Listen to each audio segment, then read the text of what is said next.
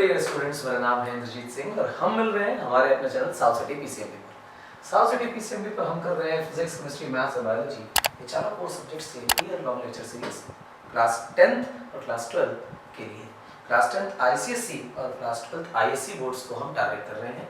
NCERT course नहीं है, NCERT वाले भी फॉलो कर सकते हैं। आप मानकर चलिए कि 12th क्लास के लिए तो अगर आप में फॉलो करते हैं तो सीबीएसई, आईएससी और स्टेट बोर्ड सारे बच्चों को इक्विवेलेंट फायदा होगा।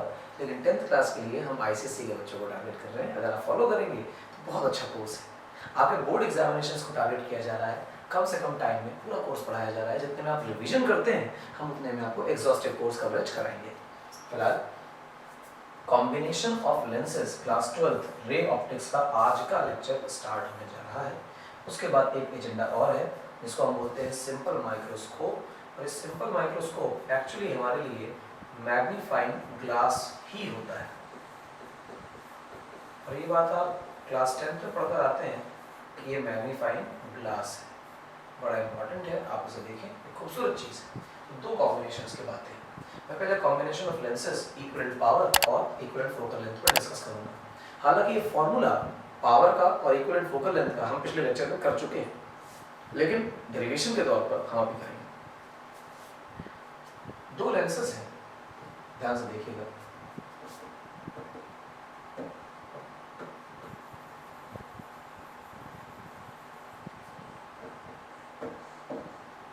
ये जो दो लेंसेज हमने लिए हुए हैं, सबसे पहली बात तो जो लेंसेज हैं उनके बारे में पहले ही क्लियर कर दिया जाए कि लेंसेज थिन है।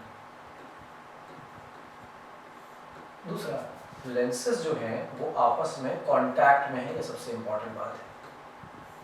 दूर नहीं, अगर दूर होंगे तो प्रॉब्लम की बात है। अब ये लेंसेज कांटेक्ट में है और पतले हैं, तो ये हमारे लिए कोई ऑब्जेक्ट है जिसे एस कहा जा रहा है।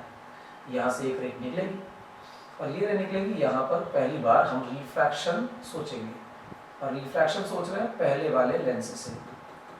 पहले वाले लेंस से अगर सेकंड लेंस ना आता तो फर्स्ट वाला लेंस इतना ही इसे मोड़ पाता और यहाँ पर इमेज बन जाती, जिसे हम लोग इस डायग्राम में I1 के नाम से जान रहे हैं। लेकिन क्योंकि दूसरा लेंस भी आ गया है, इस वजह से अब ये और मुड़ेगी और मुड़ने के बाद ये यहाँ से कट करेगी। जहाँ कट करेगी वहीं पर हम फाइनल इमेज कंसीडर करेंगे। तो आप इस बात को जानते हैं कि पहले वाले लेंस के लिए, ध्यान से सुनिएगा मेरी बात को, कि पहले वाले लेंस के लिए रियल ऑब्जेक्ट ही हमारा ऑब्जेक्ट होता है, ठीक। और जो इमेज बन रही थी पहले वाले से वो हमारे लिए फर्स्ट वाले के लिए इमेज है, लेकिन वो बन तो रही दिख रही नहीं। बीच में हमारा सेकंड वाला लेंस आ गया, तो जो सेकंड वाला लेंस है इससे जो फाइनल इमेज बन रही है वो हमारे लिए वी है। हालांकि इस डायग्राम में पहले से बना था, पर मैंने लिखकर आपको दिखाया। तो इसे कैसे सॉल्व करें?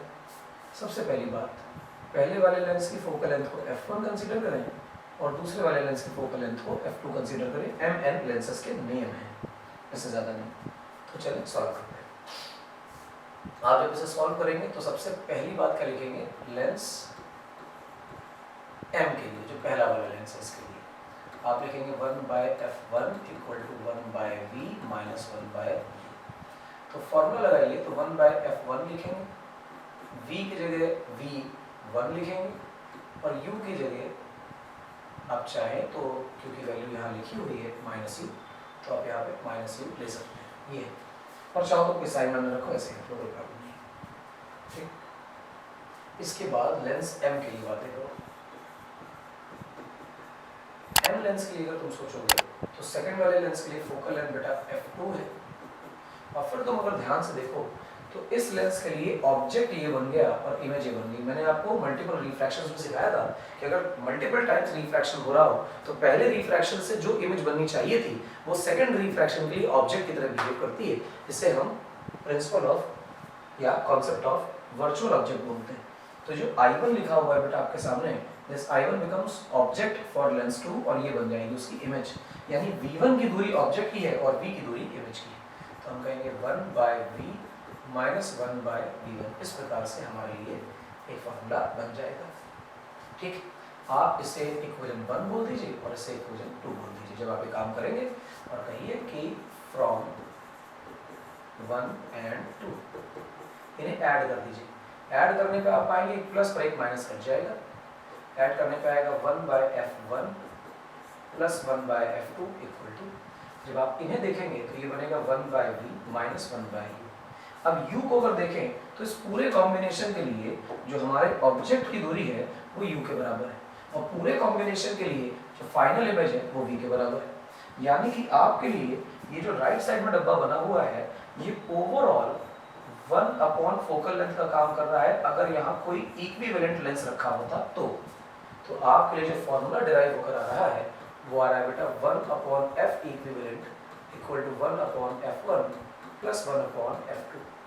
अब क्योंकि 1/f पावर होती है तो ये बन जाएगा power equivalent equal to power 1 plus power 2। ध्यान दीजिए कि हमने किसी प्रकार का साइन यहाँ अप्लाई नहीं किया था इक्वेशन को प्रूव करते वक्त, इसलिए जब भी इस फॉर्मूले में हम कोई भी वैल्यू डालेंगे तो उसको साइन के साथ डालेंगे।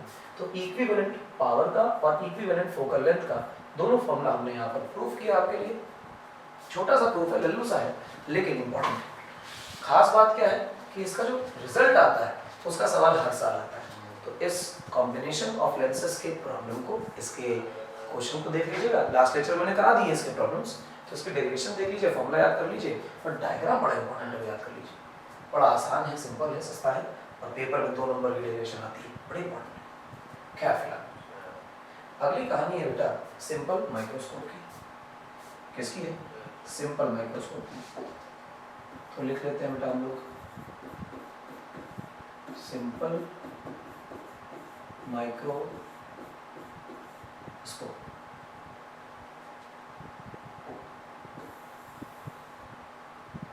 सिंपल माइक्रोस्कोप क्या है?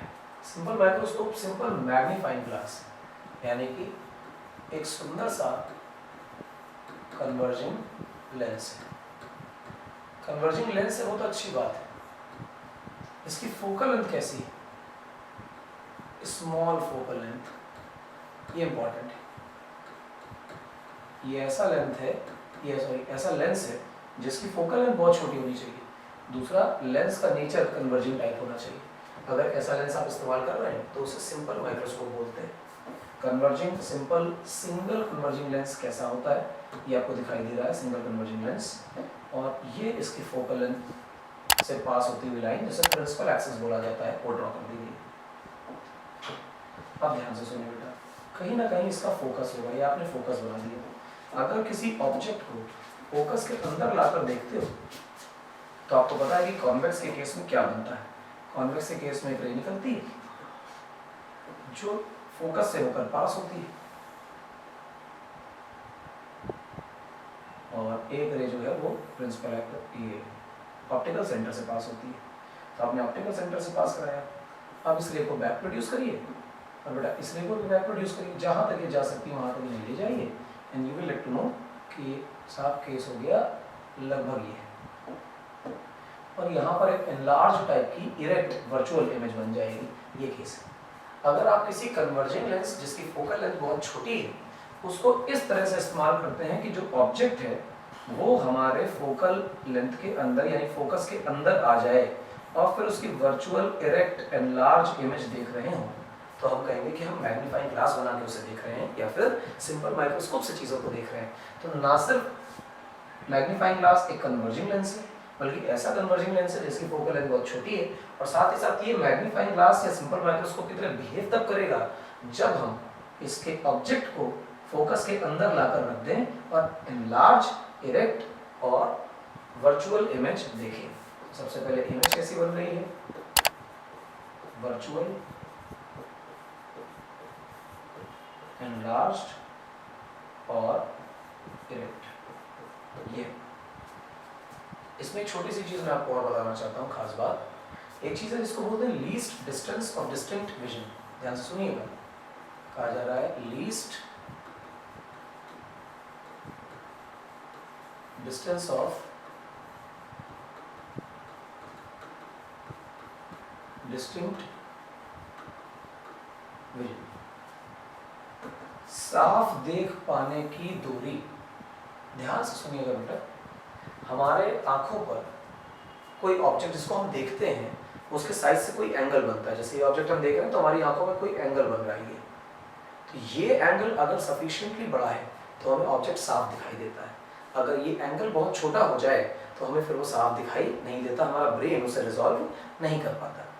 तो जो ऑब्जेक्ट्स बेटा छोटे होते हैं, हाँ तो ये रेखाएं पतली पतली हैं, साफ देखने के लिए हमें इन्हें बड़ा करके देखना पड़ेगा, क्योंकि इतने छोटी लाइनों की जो एंगल्स हमारी आंखों में बन रहे हैं वो बहुत छोटे हैं। छोटे एंगल्स को हम साफ रिजॉल्व नहीं कर पाते, तो क्या करते हैं, ऑब्जेक्ट्स को पास में लाते हैं। पास में लाते हैं तो उसका एंगल बड़ा हो जाता है। लेकिन अगर ज़्यादा पास में लाओगे तो अपनी आंखों की फोकल लेंथ को एडजस्ट करना पड़ेगा। जैसे 10th क्लास में एकोमोडेशन के नाम से पढ़ाया जाता था, और एकोमोडेट करने की कोई एक लिमिट है। एक सर्टेन लिमिट से ज़्यादा पास अगर आप ऑब्जेक्ट को ले आए तो आप एकोमोडेशन नहीं कर पाते, आंखों की फोकल लेंथ को एडजस्ट नहीं कर पाते। तो ऑब्जेक्ट कितना दूर रहे कि हम फोकल लेंथ को एडजस्ट करके एकोमोडेट करके इसे साफ देख पाए, और उससे और ज़्यादा पास लाएंगे तो फिर साफ दिखाई नहीं देगा। तो वो मैक्सिमम दूरी जहाँ तक हम नहीं देख सकते, या वो मिनिमम दूरी जहाँ तक हम साफ देख सकते हैं, ये आंखों से जो डिस्टेंस है वो least distance of distinct vision कहलाती है। कहने का अर्थ ये है, the minimum distance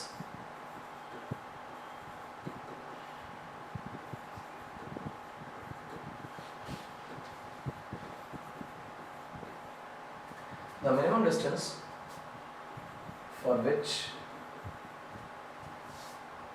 a human eye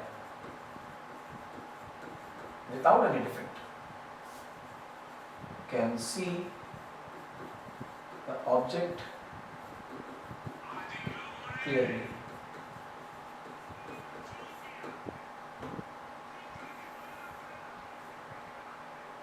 समझे मेरी बात? इससे बेटा हम लोग क्या करते हैं, कैपिटल डी से डिनोट करते हैं, और जनरली ये जो वैल्यू है हमारी आंखों के लिए, हम लोग इसे on an average 25 centimetre for adults ले लेते हैं। हमारी तुम्हारी जो एज है इसके हिसाब से 25 सेंटीमीटर हमारे लिए आंसर होगा। अच्छा साहब, यानी 25 के अंदर अगर ऑब्जेक्ट आ गया तो वो दिखाई साफ नहीं देगा, जवाब है। तो अगर इमेज बनाकर भी 25 के अंदर रखोगे इमेज को भी, तो इमेज भी दिखाई नहीं देगी, साफ दिखाई देगी, ब्लर्ड दिखाई देगी, साफ नहीं दिखाई देगी, एजेस क्लियर नहीं होंगे। हम बिल्कुल डिस्टेंट साफ देखना चाहते हैं, तो कोशिश करेंगे कि किसी भी तरह से जो इमेज बन रही है वो हमारी आंखों से 25 सेंटीमीटर से ज़्यादा दूर बने, ताकि हम इमेज को साफ देख पाएँ। तो देखिए बेटा किस प्रकार से हमारे लिए ये सिंपल माइक्रोस्कोप काम करता है।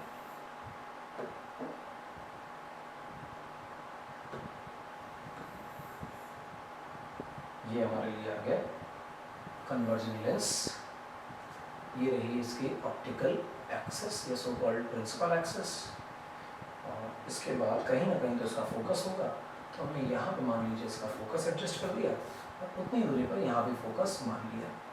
फिर आप एक ऑब्जेक्ट लीजिए, जिस ऑब्जेक्ट को आप इस फोकस और ऑप्टिकल सेंटर के मध्य में रख देंगे, और इसके बाद बस कुछ खास नहीं है, एक रे मुंडी से निकालिए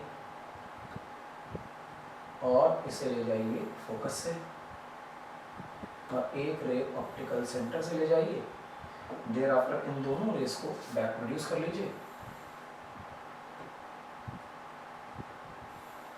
और जहां भी दो रेस एक दूसरे को कट करती हुई अपीयर हो, वहां पर एक सुंदर सी इमेज बनाने की कोशिश करें। यहाँ पर इमेज बन रही, ऐसा सोचें।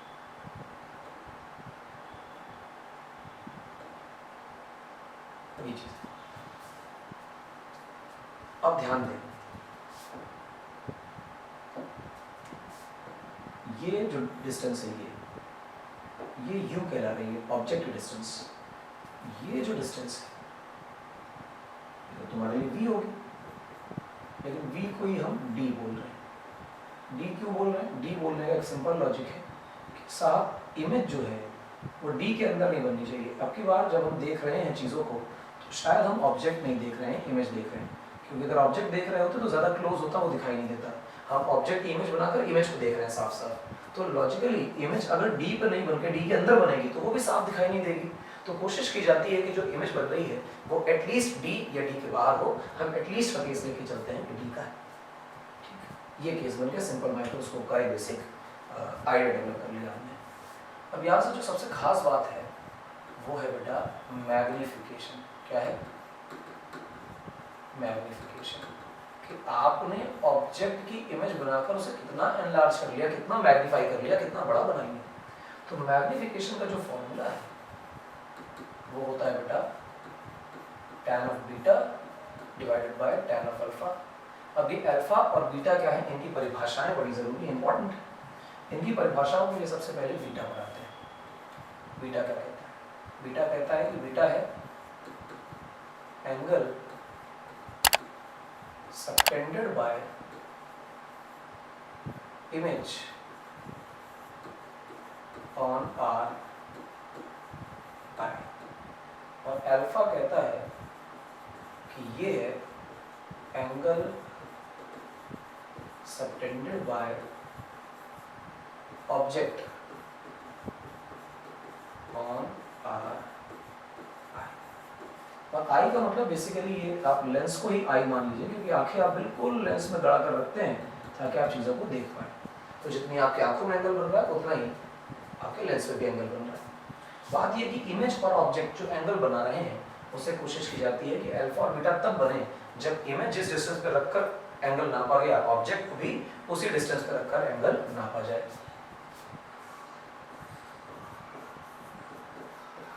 Angles are taken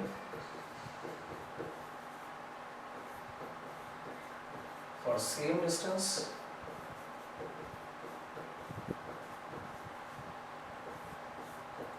of object and image। Object और इमेज की सेम डिस्टेंस के लिए, मतलब जहां पर भी ऑब्जेक्ट को रखकर एंगल नापा वहीं पर इमेज को ले जाकर एंगल नापेंगे। फिलहाल के तौर पर अगर आपको थोड़ा सा बताया जाए तो आपको आइडिया होगा कि जो इमेज बन रही है ये इमेज अपनी आंखों पर कुछ बीटा एंगल बना रही है। अब यार इस ऑब्जेक्ट को अगर तुम देखोगे तो ये भी तो बीटा एंगल बना रहा है, पर सवाल में देखो क्या कहा गया है, एंगल तब लिए गए हैं जब ऑब्जेक्ट और इमेज की दूरियां बराबर हो। तो अगर इमेज को d डिस्टेंस पर रखकर एंगल नापा गया है तो आपके बाद ऑब्जेक्ट को भी खिसकाकर जब तक d पर नहीं ले जाते तब तक एंगल नापना शुभ नहीं माना जाएगा। इस वजह से कोशिश करेंगे कि हम अपने ऑब्जेक्ट को जरा लेफ्ट में ले जाएं और शिफ्ट करा लें, and you will get your object here. अब क्योंकि ऑब्जेक्ट वहां बन चुका है तो मुझे ऐसा लगता है कि ये जो लाइन है ऑब्जेक्ट से बनने वाली ये अल्फा एंगल, ठीक है मेरी बात। अब बच्चों मैग्निफिकेशन पर चर्चा करते हैं। If you look at the magnification it is tan of beta divided by tan of alpha. अगर ये ए बी है तो मेरी समझ में ये भी ए बी ही है, हाइट बराबर है, ऑब्जेक्ट को ही खिसका के ले गए। तो tan बीटा का वैल्यू देखना इस ट्रायंगल में ये तो tan बीटा में परपेंडिकुलर अपॉन बेस मिलेगा, तो परपेंडिकुलर की जगह तो बेटा ए बी मिल रहा है और बेस की जगह यू मिल रहा है। tan अल्फा में देखो अल्फा वाला ट्रायंगल ये है तो परपेंडिकुलर की जगह ए बी और बेस की जगह पूरा ये डी मिल रहा है, यानी कि हम लिख रहे होंगे ए बी अपॉन डी। भाई ए बी से ए बी कैंसिल हो गया और मैग्निफिकेशन का जनरल फॉर्मूला जो है वो डी बाय यू हो गया। ये मैग्निफिकेशन। अभी मैग्निफिकेशन कहाँ से कहाँ तक है वो बताता हूँ। मैग्निफिकेशन में कहा जाता है दो कंडीशंस, एक है बेटा मैक्सिमम मैग्निफिकेशन की और एक है बेटा मिनिमम मैग्निफिकेशन की। मैक्सिमम मैग्निफिकेशन का क्या अर्थ है? मैक्सिमम मैग्निफिकेशन का अर्थ है कि ये जो लेंस हम यूज कर रहे हैं, सिंपल माइक्रोस्कोप या मैग्नीफाइंग ग्लास, ये किसी ऑब्जेक्ट का कितना मैक्सिमम मैग्निफिकेशन प्रोड्यूस कर सकता है। जितना इमेज पास बनेगी एंगल बड़ा होता जाएगा, इमेज ज़्यादा बड़ी दिखाई देगी, इमेज ज़्यादा बड़ी दिखाई देगी तो लॉजिकली हम कहेंगे कि मैग्निफिकेशन ज़्यादा है। जितना दूर इमेज बनेगी, जितना भी दूर इमेज बन रही है, हम कहेंगे इमेज अब छोटी दिखने लगी है, मैग्निफिकेशन कम हो गया है। दूर कितना बन सकती है? दूर बन सकती है जब फाइनल इमेज इन्फिनिटी पे हो। अब इससे दूर तो कोई इमेज नहीं हो सकती, तो मिनिमम मैग्निफिकेशन के लिए v की वैल्यू को इन्फिनिट पे लेते हैं और मैक्सिमम मैग्निफिकेशन के लिए v की वैल्यू को d के बराबर लेते हैं। सर d के बराबर क्यों ले रहे हैं? क्योंकि d के अंदर अगर और पास इमेज को ले आओगे तो इमेज आपको डिस्टिंक्ट साफ क्लियर दिखाई नहीं देगी। इसलिए d पर जब फाइनल इमेज बनती है तो मैक्सिमम मैग्निफिकेशन का केस बनता है और इन्फिनिटी जब फाइनल इमेज बनती है तो वो मिनिमम मैग्निफिकेशन का केस बनता है। इस पूरी कहानी को थोड़ा छोटा कर लेते हैं और जरा यहाँ पहुँचा देते हैं। आपके सामने सब कुछ लिखा भी हुआ है and we will have enough space के हम यहाँ सॉल्व कर पाए। तो हम सबसे पहले मिनिमम मैग्निफिकेशन के केस को डिस्कस करते हैं। ध्यान से सुनिएगा। मिनिमम मैग्निफिकेशन ये कह रहा है कि v इक्वल टू इन्फिनिट होना चाहिए और ये भी कह रहा है कि इस केस का नाम किताब वाले रिलैक्स्ड आई कंडीशन रखते हैं, यानी रिलैक्स्ड आई कंडीशन में ये होता है। तो सब कुछ ठीक ठीक चल रहा है, कोई प्रॉब्लम की बात नहीं है। अब देखते हैं काम की बातें ना, हम लोग मैग्निफिकेशन को पढ़कर आए d अपॉन यू, इसे d इंटू 1/u अगर लिख लिया जाए तो कोई तकलीफ जवाब नहीं। हम u को गायब रखना चाहते हैं, u को गायब करना चाहते हैं, तो फोकल लेंथ वाला लेंस फॉर्मूला लगाइए 1/f equal to 1/v minus 1/u। बेटा लेंस कन्वर्जिंग है तो फोकल लेंथ पॉजिटिव है। अगर आप u को देखेंगे तो u आप देखेंगे d के बराबर है ना, u देखेंगे आप तो d के बराबर और माइनस d है बेसिकली। माइनस d इसलिए कि u की वैल्यू तो v की वैल्यू तो d के बराबर आपको यहाँ दिखाई दे रही थी, लेकिन क्योंकि हमारी इमेज लेफ्ट में ही बन रही है, ऑब्जेक्ट साइड में ही बन रही है, ऑब्जेक्ट साइड जो है वो नेगेटिव है और राइट साइड जो है वो पॉजिटिव है। ठीक है मेरी बात, v बन गया माइनस d और ऑब्जेक्ट तो ऑलवेज नेगेटिव होता है तो माइनस हो गया, माइनस माइनस प्लस। अब इसको बहुत ध्यान से देखिए, 1/u इक्वल टू 1/f, और जब d वाला टर्म उधर जाएगा तो माइनस से हो जाएगा बेटा प्लस, तो 1/d। 1/u इक्वल टू नीचे बेटा लिखा हुआ है fd और ऊपर लिखा है d प्लस f। यार मुझे सीधी सीधी 1/u की वैल्यू मिल गई। अब मैं फर्स्ट वाली इक्वेशन से थोड़ा बहुत डील करूंगा। फर्स्ट कौन सी? ये वाली इक्वेशन। अगर मैं इस इक्वेशन को देखूं तो मेरा जो मैग्निफिकेशन है इट विल बी d, और 1/u की डायरेक्ट वैल्यू मुझे पता है तो मैं लिखूंगा d plus f upon fd। तो आप देखें d से d कैंसिल हो जा रहा है। ठीक है मेरी बात? अच्छा, अब ये क्या बन गया? इसे देखो बन गया d plus f upon f, तो ये बन गया 1 प्लस d अपॉन f। ये मैग्निफिकेशन। एक इम्पॉर्टेंट बात बेटा आपको बतानी है कि ये मैंने मैग्निफिकेशन जो है मिनिमम का केस नहीं मैक्सिमम का केस सॉल्व कर दिया है। मुझे ध्यान नहीं रहा कि मैं मैक्सिमम का केस सॉल्व कर रहा हूँ, तो ये क्योंकि फाइनल इमेज को देखो हमने कहाँ मान लिया बेटा? d पर मान लिया फाइनल इमेज, और d पर मानने का मतलब मैक्सिमम मैग्निफिकेशन का केस है। तो ये मैक्सिमम मैग्निफिकेशन का केस है, v की वैल्यू हम d के बराबर लेकर चल रहे होंगे। इसे नॉर्मल एडजस्टमेंट बोलते हैं। क्या बोलते हैं? Normal adjustment.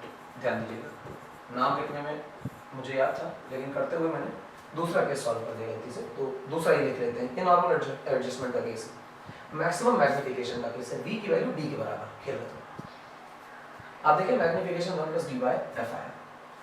अब इसकी बजाय आप क्या करें, मिनिमम मैग्निफिकेशन का केस देखें। मिनिमम मैग्निफिकेशन v की वैल्यू इंफिनिटी, और इसको नाम दिया जाएगा रिलैक्स्ड आई कंडीशन। अब देखिएगा आपके पास m equal to d upon u बचा हुआ है। हम इस u को फिर से रिप्लेस करना चाहते हैं, इस वजह से इसे लिखा जाएगा d इंटू 1 अपॉन u। आप जानते हैं कि 1 upon f equal to 1 upon v minus 1 upon u होता है। 1 अपॉन f को ऐसे रहना, फाइनल इमेज अगर इन्फिनिटी पे बन रही उसे इन्फिनिटी रहने दो, ऑब्जेक्ट नेगेटिव साइड होता है माइनस u कर दो, तो u की वैल्यू बेसिकली f आ जाएगी। और तुम ऐसा सोच सकते हो कि f कैसे आ रही है, क्योंकि 1 अपॉन इन्फिनिटी 0 तो लॉजिकली 1/f बराबर है, तो u और f भी बराबर हो। तो मैग्निफिकेशन के केस को जरा ध्यान से देखो, ये हो गया d, u की जगह आ गया f, तो ये लिखा गया f। तो तुम्हारा मैग्निफिकेशन बेटा बन गया d अपॉन f। आप जरा लेफ्ट में देखें मैक्सिमम मैग्निफिकेशन का केस, तो वहां पर 1 प्लस डी बाई एफ बन रहा है, और मिनिमम मैग्निफिकेशन का केस देखेंगे तो वो d बाई एफ बन रहा है। तो आप पाते हैं कि जो मैग्निफिकेशन हमारा लेंस प्रोड्यूस करता है वो बड़ा या बराबर हो सकता है मिनिमम मैग्निफिकेशन के, और छोटा या बराबर हो सकता है मैक्सिमम मैग्निफिकेशन के। यानी मेरा मैग्निफिकेशन d बाई एफ से लेकर 1 प्लस डी बाई एफ के बीच में वैल्यू रखा रहेगा। ये बेसिकली हमारे सिंपल माइक्रोस्कोप के फोकल लेंथ के कारण होने वाला मैग्निफिकेशन का रेंज है। आप इस फॉर्मूले को या इस फॉर्मूले को किसी को भी ध्यान से देखें, जितना छोटा आप फोकल लेंथ ले रहे हैं उतनी ज़्यादा आपको मैग्निफिकेशन मिल रही है, और मैग्निफिकेशन ज़्यादा मिलने का मतलब है उतना ज़्यादा बड़ा आप इमेज बना पा रहे हैं। अर्थ ये निकल कर आता है कि अगर आप बेटा छोटे फोकल लेंथ का लेंस लेते हैं तो मैग्निफिकेशन ज़्यादा होगा, यानी कि हमें ज़्यादा एनलार्ज इमेज लेंस दिखा पाएगा। इसी वजह से कहा था कन्वर्जिंग लेंस होगा और छोटी फोकल लेंथ का होगा, क्योंकि जितनी फोकल लेंथ छोटी तुम लेते चले जाओगे मैग्नीफिकेशन उतना ज़्यादा बढ़ता चला जाएगा और एनलार्ज एनलार्ज एनलार्ज इमेज दिखाई देगी। ये बेसिक आइडिया है किसका, सिंपल मैग्नीफाइंग ग्लास का या सिंपल माइक्रोस्कोप का। डायग्राम मैंने आपको बनाकर दिखाया था, पूरी डेरिवेशन भी करके दिखाई। और ध्यान रखिएगा बच्चों कि जो मैक्सिमम मैग्नीफिकेशन है या जिसको नॉर्मल एडजस्टमेंट बोलते हैं या जो मिनिमम मैग्नीफिकेशन है जिसे रिलैक्स्ड आई कंडीशन बोलते हैं, ये दोनों कंडीशंस आपको नाम और कंडीशन के साथ यानी केस के साथ याद होनी चाहिए। मैक्सिमम मैग्नीफिकेशन नॉर्मल एडजस्टमेंट में फाइनल इमेज डी पर बनती है और मिनिमम मैग्नीफिकेशन में फाइनल इमेज इंफिनिटी पे बनती है। ये केस याद रखकर बेटा जब तुम सॉल्व कर रहे होगे तो गलती नहीं होगी। पेपर में ये आए तो दोनों केस दिखाने पड़ेंगे, इंपॉर्टेंट है। 5 नंबर का बड़ा सवाल है। ऑप्टिकल इंस्ट्रूमेंट में 3 ही इंस्ट्रूमेंट है, उनमें से एक ये इंपॉर्टेंट इंस्ट्रूमेंट है, पेपर में आता है।